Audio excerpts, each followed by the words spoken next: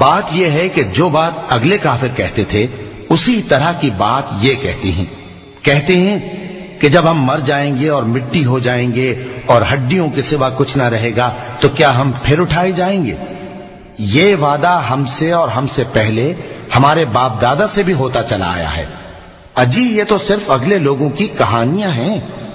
کہو کہ اگر تم جانتے ہو تو بتاؤ کہ زمین اور جو کچھ زمین میں ہے سب کس کا مال ہے؟ جھٹ بول اٹھیں گے کہ اللہ کا۔ کہو کہ پھر تم سوچتے کیوں نہیں؟ ان سے پوچھو کہ 7 آسمانوں کا کون مالک ہے اور عرش عظیم کا کون مالک ہے؟ بے ساختہ کہہ دیں گے کہ یہ چیزیں اللہ ہی کی ہیں۔ کہو کہ پھر تم ڈرتے کیوں نہیں؟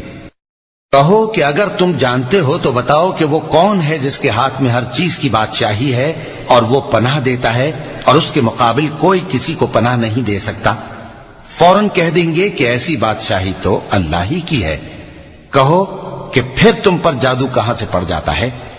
بات یہ ہے کہ ہم نے ان کے پاس حق پہنچا دیا ہے اور یہ جو بت پرستی کیے جاتے ہیں بے شک جھوٹے ہیں۔